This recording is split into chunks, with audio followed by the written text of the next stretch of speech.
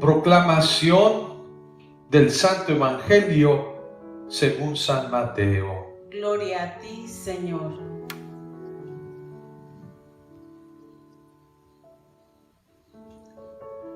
En aquel tiempo Jesús dijo a sus discípulos: no crean que he venido a abolir la ley o los profetas. No he venido a abolirlos, sino a darle plenitud.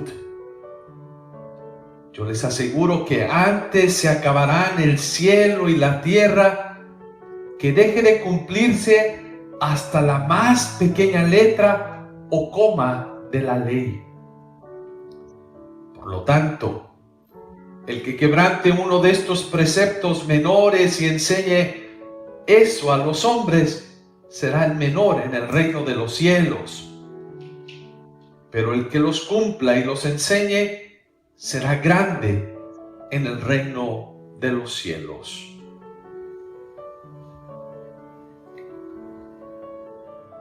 Palabra del Señor.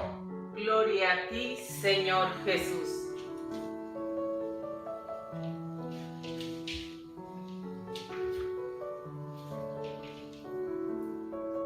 En estos días hemos comenzado a leer el Evangelio de Mateo. Hoy tenemos el capítulo 15, el versículo 16.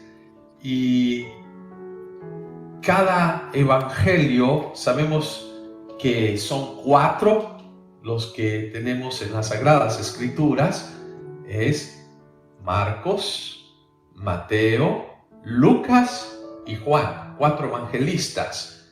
Y hay unos que le llaman sinópticos, que son los 3 primeros, Lucas, Mateo y Marcos, que son similares, que tienen una estructura similar. Juan es un poquito diferente. ¿Y cuál es la diferencia? Cada uno tiene el mensaje dirigido a un cierto grupo de personas. Por ejemplo, San Juan, él va a dirigirlo a judíos intelectuales que quiere probar que el Mesías es Jesús. Por eso nos presenta desde el inicio del Evangelio de Juan, comienza no con el nacimiento de Jesús con María, como lo hace Lucas, que aquí comienza hablando de la creación, dando esa promesa. En el principio no existía nada, solo el Verbo, y el Verbo se hace carne. Es comprobar pues que esa promesa es Dios mismo que se hace presente en nuestra vida. Pero hoy tenemos el Evangelio de Mateo. ¿Cuál es el foco que pone Mateo? ¿Cuál es lo que nos presenta particularmente este Evangelio? Por ejemplo, el Evangelio de Lucas, vamos a encontrar que lo particular que tiene Lucas es que habla de temas de la misericordia, del amor de Dios. Y vamos a encontrar especialmente en Lucas parábolas, ejemplos sobre el amor de Dios. Vamos a encontrar allí el hijo pródigo, la oveja perdida que va al pastor y la busca, la que pierde la moneda, el amor de Dios que le da alegría a la conversión. Hoy Mateo, vuelvo al punto que les quiero presentar el día de hoy, es Mateo nos invita a reflexionar sobre la ley. Hay varias discusiones acerca de la ley. ¿Y qué representa esto? ¿Qué nos quiere decir pues Mateo acerca de esto? Para la comunidad de Mateo, compuesta por cristianos de origen judío y también de origen pagano, pues comienza a haber conflictos, cómo interpretar la ley, cómo ver la ley. Y aquí pues Mateo trata de enseñarles, de que hagan ese discernimiento. ¿Qué significa? ¿Qué es lo que Jesús nos viene a enseñar? Ustedes saben que el pueblo judío tienen el Torah, pues es donde se enseñaba la ley, el respeto a Dios, la ley de Dios. Las leyes que te guían pues a tener a Dios como el centro de nuestra vida. Pero ¿qué pasó? Que muchas veces la ley la desfiguraron muchas veces. ¿Por qué? Porque se perdieron de vista cuál era el espíritu por el cual se había escrito esa ley. Jesús viene a traernos nuevamente a que recobramos el espíritu por el cual se escribió la ley, ¿sí? No dice, no es la letra, no es lo que está escrito. Y aquí es lo que encontramos nosotros muchas veces, lo que le llamamos el legalismo, legalistas. O personas que quieren usar la ley a su conveniencia, a su manera. Y esto lo vemos tanto en la ley civil, como ven que un abogado es astuto porque está mirando cómo hacer las cosas legales, pero a su favor siempre. A ver, vamos a hacerle acá, vamos a modificarle acá. Igualmente en la ley eclesial o en la ley de la iglesia, pues muchos quieren acomodarle a su manera, a su forma. O otros se vuelven rígidos, legalismos, que dicen, aquí está escrito y no puede. Cerramos a veces las puertas del reino de Dios. Es lo que el Papa Francisco les decía a los sacerdotes, nos decía, o nos dice constantemente, dice, ustedes no son agentes aduanales, que tú decides, tú sí, tú no, o esto pasa, esto no. No es que pongas la lupa nada más de decir, esto está escrito y aquí, punto. Yo creo que nos invita a que descubramos la ley, cuál es la razón por la que fue escrita, por qué Dios nos dejó leyes o reglamentos. Si vemos en los 10 mandamientos, ¿por qué Dios le dio esos mandatos al pueblo?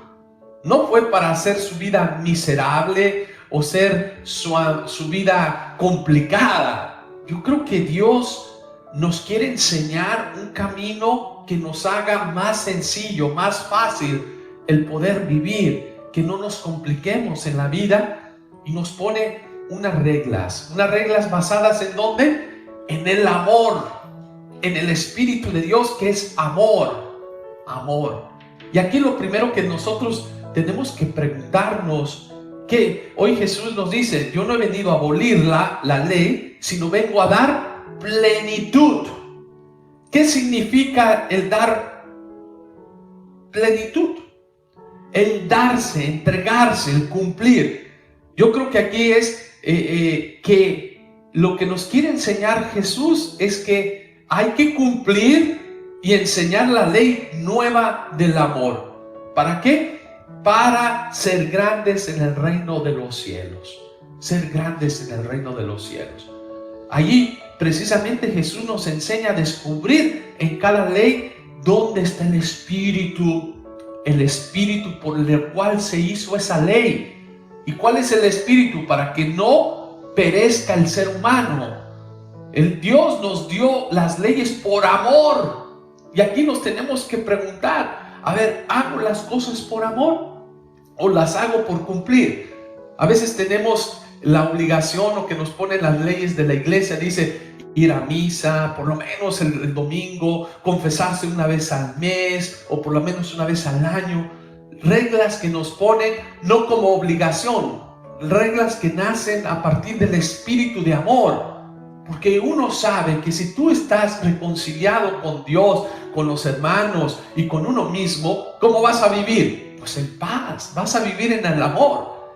Y cuando uno tiene el espíritu del amor de Dios, ¿qué pasa? Pues las cosas son diferentes. Las cosas las vas a hacer de una manera distintas y va a cambiar el sentido por cual haces las cosas. Por ejemplo, si tienes que cuidar a tu mamá que está en casita, enferma, o a tu hermano, a tu tío, a un pariente, si lo haces con amor, hace la diferencia. Es un gozo, es una alegría, es un estar con las personas que amas, que quieres. Pero si lo haces por obligación nada más, ¿qué pasa? Se vuelve tedioso, se vuelve cansado, se vuelve pesado. ¿Y por qué lo tengo que hacer? Empieza a malestares. Igualmente, el ir a la misa, se nos dice, ve a la Eucaristía. Si uno va nomás por obligación o uno pone a los hijos, tienes que ir a misa, ya fuiste a misa o no fuiste, pues el hijo ya lo hace por una obligación, pero no lo hace por plenitud en el amor, porque ayudarle a los hijos a descubrir este sacramento tan grande, tan precioso. Yo me recuerdo a mi padre que me decía al levantarme, y se lo repito nuevamente, aunque alguien me dice, padre, ya lo dijo una vez, otra vez, pues se los comparto porque esto me recuerda a mí la importancia de las cosas. Cuando me levantaba en la mañana me decía, ya diste gracias a Dios. Tú no eres como otro ser de la creación que se olvida. Da gracias a Dios. Bendice a Dios por tus alimentos. Al acostarte, no te acuestes como los animalitos. Agradécele a Dios por lo que viviste en el día. Ser agradecidos, el espíritu de agradecimiento que tiene que surgir del amor a Dios. De decir, Dios, gracias por la vida, gracias por el alimento, gracias por mi trabajo, gracias por la salud. ¿Qué es lo que hace la diferencia? Pues hoy Jesús nos viene a clarificar a todos nosotros. Yo no vengo a quitarte leyes, como muchos dicen, ya el Señor viene a liberarnos, viene a quitarnos todo. Sí, viene a traerte la nueva ley en plenitud, que es basada en el amor, a darle plenitud en el espíritu de amor. Dios creó todo por amor. Dios nos da las cosas por amor. Tenemos la ley por amor, no por legalismo. Y aquí la iglesia, nosotros como guías, tenemos que guiar al pueblo con amor, ¿sí? No hacer unas leyes nada más a la conveniencia, pero tampoco ser rígidos de decir, tú no puedes acercarte a Dios, tú no puedes hacer esto porque lo dice la palabra de Dios. Dios dice ser misericordioso como yo soy misericordioso. Sí, te dejo reglamentas para que no pierdas el rumbo, el camino, pero tampoco te digo que pues agarres la piedra y le des a aquel que ha pecado. No, ayúdale, perdónalo, pero ayudándole a levantarse, decir, no amo el pecado, amo al pecador, pero no al pecado. Esto es una ley distinta que nos trae el Espíritu, que Jesús nos viene a traer en la ley. Dice, vengo a que se cumpla con el Espíritu con el que fue creado. La ley no fue creada para oprimir a las personas. Las leyes se hacen para poder ayudarnos a ser mejores personas, mejores individuos.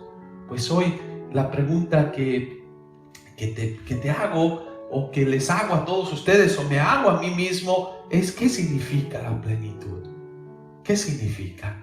¿Estoy haciendo realmente esa voluntad de Dios en mi vida? Yo como sacerdote, ¿sí? Escuchaba a alguien pues que voy a una comunidad, voy y destruyo lo de los demás para imponer mi ley, o digo, no, ¿qué es lo que el otro está haciendo para construir, ¿sí? Para que el amor de Dios esté allí y seguir con ese proyecto? O en la misma sociedad, si veo que un líder está haciendo algo hermoso, algo bello, pues lo continúo. No porque no viene de mis ideas o no viene de mi iniciativa, pero si alguien ha hecho algo hermoso y bello, es seguir esa iniciativa para seguir creando pues ese reino de amor, ese reino que Jesús nos viene a enseñar que lo tengamos. No hay camino sencillo, decía alguien, en el camino de la vida. En el camino para lograr los sueños que uno quiere, a veces hay que pasar por caminos tortuosos, a veces hay que caminar por caminos de muerte, por caminos duros, difíciles, no una vez, varias veces, para poder llegar pues a ese sueño, a ese deseo que uno tiene. Igualmente, pues en el camino de Dios, a veces el camino se vuelve difícil, duro, pero recordémonos que si uno tiene el Espíritu de Dios, por lo cual hace las cosas, todo tiene su recompensa al final. Pues que el Señor renueve nuestras intenciones, nuestro espíritu al cumplir los mandamientos que Él nos ha dado. Así sea. Amén.